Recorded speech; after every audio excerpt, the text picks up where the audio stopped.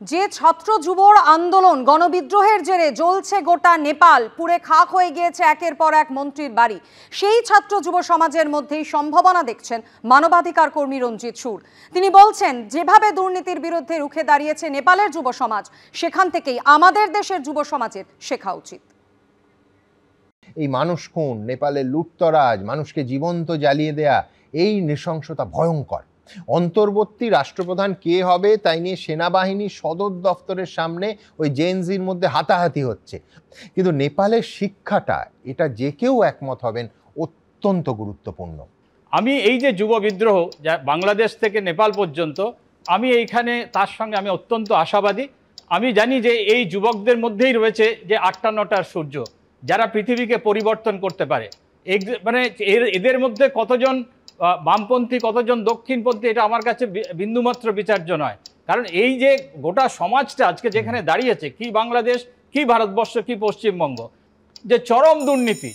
আপনি শিক্ষাক্ষেত্রে পশ্চিমবাংলা দেখুন, আপনি শিক্ষামন্ত্রী আমাদের জেলে, এবার প্রতিটা চাকরি বিক্রি হয়ে গেছে। জাস্টিস ফর আরজিকর গোটা বাংলাকে কিভাবে কাঁপিয়ে দিয়েছিল রাত দখলের আন্দোলন, এবং সেটা কিন্তু আজকে আপনি মিলিয়ে দেখুন যে ছোট আকারে হলো, কিন্তু তার সঙ্গে বাংলাদেশ বা নেপালের কোথাও একটা আপনি সুরের মধ্যে মিল পাবেন। যে পরিবর্তনের ডাক দিয়ে, পরিবর্তনের প্রতিশ্রুতি দিয়ে এ রাজ্যের মুখ্যমন্ত্রী মমতা বন্দ্যোপাধ্যায় আজকে কিভাবে আমাদের ঠকিয়েছেন, আজকে সেটাও কিন্তু আজকে খুব পরিষ্কার। প্রত্যেকটা ক্ষেত্রে চরম দুর্নীতি, চরম একটা নৈরাজ্য, পুলিশের শাসন সর্বত্র। ঠিক একই রকম আপনি যদি গোটা দেশের ছবিটা দেখেন, আপনি কাশ্মীর দেখুন, আপনি মণিপুর দেখুন, আপনি লাদাখ দেখুন, আপনি ছত্তিশগড় দেখুন, আপনি আসাম দেখুন। একদিকে বুলডোজার, যেখানে বুলডোজার সংস্কৃতি, বুলডোজার রাজ, আপনি আসামে আপনি দেখুন উত্তরপ্রদেশে কিভাবে ভুয়ো সংঘর্ষে মানুষকে হত্যা করা হচ্ছে। আমাদের রাষ্ট্রনায়করা, শাসকরা কি শিক্ষা নেবেন আমরা জানি না, কিন্তু আমি চাই আমাদের দেশের যুব সমাজ শিক্ষা নিক। আমি আশাবাদী তাদের কাছে, আমি এই শিক্ষাটাই, তাই আমাদের যুব সমাজ, আমাদের সন্তান সন্ততিরা তারা শিক্ষা নিক, তারা নেপাল থেকে শিক্ষা নিক, বাংলাদেশ থেকে শিক্ষা নিক, ফ্রান্স থেকে শিক্ষা নিক, তারা ৮টা ৯টা সূর্য হয়ে উঠুক। আমি এটা আশাবাদী যে স্ফুলিঙ্গ দাবানল তৈরি করতে পারে, স্ফুলিঙ্গ দাবানল তৈরি করতে পারে, কিন্তু সেই শিক্ষাটা প্রতিবাদের হোক, সেই শিক্ষাটা নৈরাজ্যের যেন না হয়। ৫০,০০০ পদে দ্রুত নিয়োগের বিজ্ঞপ্তি চেয়ে গতকাল রাস্তায় নেমেছিল ২০২২-এর টেট পাস চাকরি প্রার্থীরা, আর সেখানেই উঠে এলো নেপালের প্রসঙ্গ। মুখ্যমন্ত্রীকে উদ্দেশ্য করে এক চাকরি প্রার্থী বললেন, নেপাল থেকে শিক্ষা নিন, ৫০,০০০ নিয়োগ দিন। বিরোধীদের একাংশের বিরুদ্ধে ভুল বোঝানোর অভিযোগ তুলেছে তৃণমূল কংগ্রেস। শিক্ষামন্ত্রীর আশ্বাস, শীঘ্রই নিয়োগের বিজ্ঞপ্তি প্রকাশ করা হবে, তাই এই বিক্ষোভের কোনো গুরুত্বই নেই। নেপাল থেকে শিক্ষা নিন, ৫০,০০০ নিয়োগ দিন।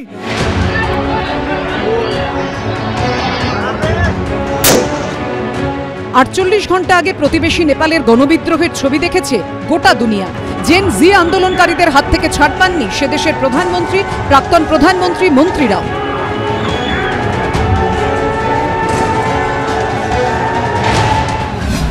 বৃহস্পতিবার সেই প্রসঙ্গ উঠে এলো ২০২২-এর টেট পাস চাকরি প্রার্থীদের আন্দোলনে।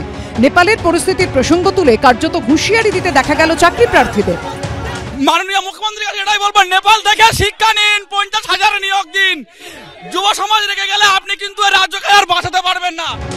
নেপালে অলি সরকারের বিরুদ্ধে দুর্নীতি, স্বজন পোষণের পুঞ্জীভূত ক্ষোভই বেরিয়ে এসেছিল মঙ্গলবার। আর এদিন কলকাতায় টেট পাস চাকরি প্রার্থীদের আন্দোলনে উঠল দুর্নীতির প্রসঙ্গ, উঠল স্বজন পোষণের প্রসঙ্গ। আন্তর্জাতিক পরিস্থিতি দেখেছেন আপনারা, স্বজন পোষণ, দুর্নীতি আর বেকারত্ব এই রাজ্যে প্রাসঙ্গিক। 3টি কারণে নেপালে কিন্তু এত বড় একটা মানে আন্দোলনের মাধ্যমে, গণ আন্দোলনের মাধ্যমে সরকার উৎখাত হলো। সেখানে দুর্নীতি, বেকারত্ব আর নেপোটিজম মানে স্বজন পোষণ, আর এই 3টে ওয়ার্ড কিন্তু পশ্চিমবঙ্গে প্রাসঙ্গিক। মুখ্যমন্ত্রী, শিক্ষামন্ত্রী দুর্নীতিমুক্ত নিয়োগ দিন, বেকারত্বদের কর্মসংস্থান, সবাই সুখে থাকুক, এটা চাই আমরা চাই না নেপালের মতো পরিস্থিতি হোক। এই স্লোগান হুঁশিয়ারি নিয়েই শুরু হয়েছে রাজনৈতিক চাপানুতোর। এখানকার যারা স্থানীয় বিরোধী দল আছে তারা ওদেরকে উস্কানি দিচ্ছেন। আমি বলবো, আপনারা আন্দোলন করছেন, এটা একটা সম্পূর্ণ নিজেদের ব্যাপার, সেখানে বিদেশের একটা যে আবহাওয়া সেটাকে তুলে আনবেন না, এটা অত্যন্ত ভয়ঙ্কর। কারণ সবার আগে দেশ, সবার আগে রাজ্য, সবার আগে মাতৃভূমি। ৫০,০০০ শূন্যপদে নিয়োগের দাবিতে এদিন ২০২২-এর টেট উত্তীর্ণদের বিক্ষোভ আছড়ে পড়ে বিধানসভা চত্বরে। শিক্ষাশ্রী, কন্যাশ্রী সমস্ত কিছু আছে। তাহলে এবার আমাদের জন্য চিতাশ্রী আমি একটা প্রকল্প চালু করে আমাদের মৃত্যু দিন, না হলে আমাদের 50,000 শূন্যপদে নিয়োগ চাই আমরা। এসপ্ল্যানেড মেট্রোর গ্রিন লাইনের স্টেশন থেকে বেরিয়ে চাকরি প্রার্থীরা বিক্ষোভ দেখাতে গেলেই প্রথমে বাধা দেয় পুলিশ, কিন্তু সেখান থেকে আন্দোলনকারীরা বিধানসভার দিকে দৌড়তে শুরু করেন। মমতা বন্দ্যোপাধ্যায় একাই ফাঁসবে এই রাজ্যটাই একাই ফাঁসবে, শান্তি সৃষ্টি করছে মমতা বন্দ্যোপাধ্যায়ের এই পুলিশ। বিধানসভার 2 নম্বর গেটের সামনে বসে পড়েন টেট পাস চাকরি প্রার্থীরা। এরপর শুরু হয় ধরপাকড়, টেনে হিঁচড়ে কখনো চেংদোলা করে আন্দোলনকারীদের তুলে দেয় পুলিশ, কোথাও পুলিশের পা ধরে কেঁদে ফেলেন চাকরি প্রার্থীরা। পুলিশ অত্যাচার করেছে, আমি এর নিন্দা করি এবং প্রতিবাদ করি। আমি বিধানসভায় থাকলে আমি ওদের সঙ্গ নিয়ে পুলিশকে প্রতিবাদ করতাম। এই একটা 50,000 51,000 ভ্যাকেন্সি বলে খাইয়ে দেওয়া হচ্ছে, এইটার কোনো মানে নেই। জেলা স্তরে ভ্যাকেন্সি নির্ণয়ের কাজ প্রায় শেষ, খুব শীঘ্র এটা নিয়ে নোটিফিকেশন হবে। এই আন্দোলনে এখন আর কোনো যৌক্তিকতা আছে বলে আমার অন্তত মনে হচ্ছে। সব মিলিয়ে ধুমধুমার পরিস্থিতি। সুকান্ত মুখোপাধ্যায়, আবির দত্ত ও সৌমিত্র রায়ের রিপোর্ট, এবিপি আনন্দ। মেট্রোর ব্লু লাইনে ক্রমেই বাড়ছে ভোগান্তি। নিউ গড়িয়া স্টেশন বন্ধ থাকায় হামেশাই ব্যাহত হচ্ছে যাত্রী পরিষেবা। এরই সঙ্গে কর্মী সংকটের গেরোয় কলকাতা মেট্রো। যত কাণ্ড কলকাতা মেট্রোয়, কখনো ব্যস্ত সময়ে বেহাল পরিষেবা, কখনো ভিড়ের ঠেলায় যাত্রীদের উঠতে না পারা। ব্লু লাইন অর্থাৎ নোয়াপাড়া থেকে শহীদ ক্ষুদিরাম অবধি রুটে ক্রমেই বাড়ছে ভোগান্তি। বৃহস্পতিবারও দীর্ঘক্ষণ ব্যাহত হয় এই লাইনের পরিষেবা। প্রায় 1 ঘন্টা নোয়াপাড়া থেকে টালিগঞ্জ পর্যন্ত চলে মেট্রো। টালিগঞ্জ থেকে ব্রিজি পর্যন্ত চালানো যায়নি মেট্রো। বৃহস্পতিবারও কবি সুভাষ থেকে মেট্রো রে ঘোরাতে হয়রান হতে হয়েছে মেট্রো কর্তৃপক্ষকে, যার প্রভাব পড়েছে গোটা মেট্রো নেটওয়ার্কে।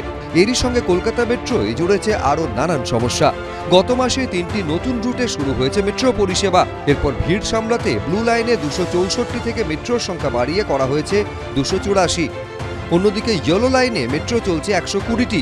এরই সঙ্গে গোদের ওপর বিস্ফোরার মতো হয়ে রয়েছে কর্মী সংকট। যেখানে কলকাতা মেট্রোর জন্য বর্তমানে 507 জন চালক দরকার, সেখানে চালক রয়েছে মাত্র 260 জন। এই কর্মী সংকট নিয়েই আবার শনি ও রবিবার হলুদ লাইনে শুরু হবে মেট্রো পরিষেবা। এরপরই প্রশ্ন উঠছে, তবে কি পরিকাঠামো ঠিকঠাক না করেই পরপর পরিষেবা চালু করে দেওয়া হলো? আগে আমার কর্মী নিয়োগটা দরকার ছিল, শূন্য পদ পূরণ করার দরকার ছিল, সেইটা হয়নি। একের পর এক লাইন খুলে যাচ্ছে, একের পর এক স্টেশন খুলে যাচ্ছে, কিন্তু না আছে রেক, না আছে দক্ষ মোটরম্যান বা স্টেশন কর্মী, যার ফলে যে পরিষেবাটা যাত্রীদের প্রাপ্য, যে নিরাপত্তাটা যাত্রীদের প্রাপ্য, সেটা ঠিক মতন বাস্তবায়িত হচ্ছে না। সমস্যার সমাধান খুঁজতে শুরু করেছে মেট্রো কর্তৃপক্ষ। বুধবার কলকাতা বন্দরে চীন থেকে এসেছে 2টি নতুন মেট্রো রেক। তবে পরিষেবার জন্য নতুন রেক নামাতে লেগে যাবে আরও বেশ কিছুটা সময়। তাছাড়া এই বিপুল যাত্রীর চাপ সামলাতে 2টি রেক নেহাতি নগণ্য বলে মনে করছেন নিত্যযাত্রীরা। অরিত্রিক ভট্টাচার্য, এবিপি আনন্দ।